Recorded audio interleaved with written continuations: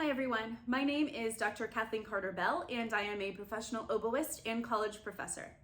I made this video to help you get started learning your Tennessee Mid-State Etudes, so I hope you find some helpful tips to help you get started practicing. I'm going to start off by talking about the 9th and 10th grade Lyrical Etude. When I get started learning an etude or a piece of music for the first time, I try to gather as much preliminary information as I can. So I start off by looking at things like the meter, the key, and any other information that the composer gives us, including things like the title and any descriptive words. In this case, the meter is in 9/8. So you're going to want to practice counting in 9/8 and really feeling that rhythm early on.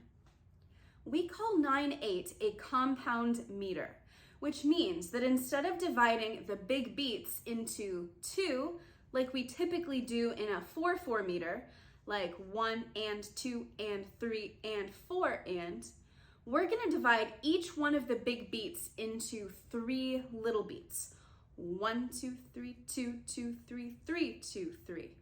Or if you wanna count all the way to 9, 1, 2, 3, 4, 5, 6, 7, 8, 9. 1, 2, 3, 4, 5, 6, 7, 8, 9. I like to think about the big beats and then subdivide each one of those because I think that makes for a more musical rendition. 1, 2, 3, 4, 5, 6, 7, 8, 9. 1, 2, 3. Like that kind of a feeling. Compound meters typically sound very dance-like and circular, so we really want to exaggerate that in our playing. The key of this etude is in E flat major, so make sure you are practicing your E flat major scales to be able to play in that key with ease when we come to this etude. Also make sure that you are practicing full range scales, so go all the way up to your 3rd octave E flat to make sure that that's effortless when you come to it in the music. If you're practicing your scales, some of this should feel so much easier. For example, in measure 10, we basically just have an E flat major scale with an extra skip or 2 thrown in. So it should feel very easy if every day you're practicing the scale in your warm-up. Next, you should make sure to check the tempo. The tempo in this case is written as lento, which means a slower tempo. So definitely don't feel like you have to play any of this really, really fast. Make sure that you think about your tempo before you start. Subdivide and make sure you are not going faster than you can play the hardest measures. It's really easy at the beginning of this to think, oh yeah, I can play dotted quarter notes all day long and 1/8 notes all day long. But then you're gonna hit those measures with those 16th notes. So make sure that you are going to be able to play those cleanly and musically by the time you get to them. Next, let's talk about some of those things that are going to make your performance musical and therefore very expressive and effective to your audiences. I always like to pretend that I am a singer when I'm playing any piece of music on the oboe.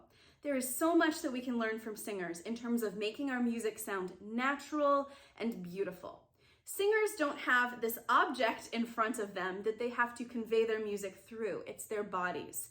And we want this instrument to start feeling as much like our own body as possible. Therefore, I actually practice singing all of my music and recording myself to make sure it sounds exactly the way I want it to. If I can sing it, then I can more easily make it come out on the instrument. Next, as you're making your musical decisions, ask yourself where you are heading. Phrases should never stay in the same place. They should travel and go somewhere. So make your musical decisions about where you are directing the phrase, and I mark this in my music with little stars or circles to make sure I don't forget. Then again, I sing the music to make sure that it sounds natural when I am making these choices. When you're performing these etudes, make sure you share your story. I always have words or even a whole plot that's going on in the pieces of music that I am performing. It makes the music more interesting to play and it makes it more understandable for our audience, even if you don't explain whatever your own personal backstory is to the music. Remember, if you don't know what you're saying, then your audience won't understand it either. My words for this particular etude are dreamlike and soaring, because that's going to help me get the most from some of these phrases.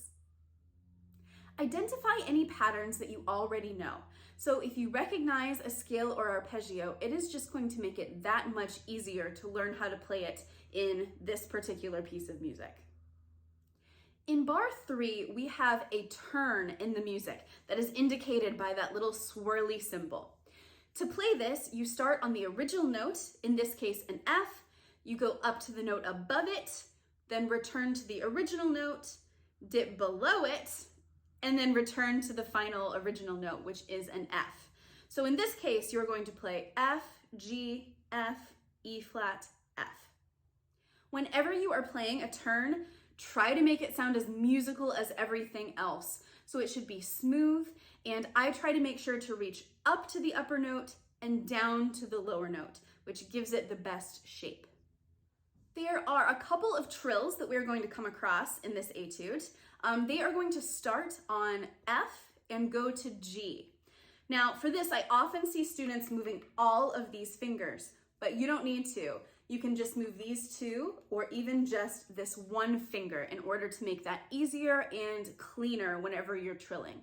Just make sure that you check the pitch on your own oboe to make sure that it's as in tune as possible, and you can decide on which fingering you want to use based on that. There are very few rests in this particular etude, but when we do come across some, it's very easy to elongate them and take too much time. For instance, in measure 7.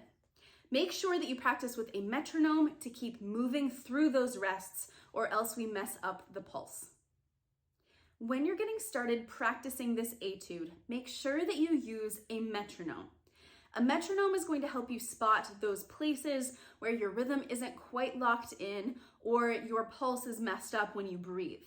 It'll help you be really aware of that stuff that sometimes we don't notice until someone points it out for us or until we record ourselves, which is another great practicing technique.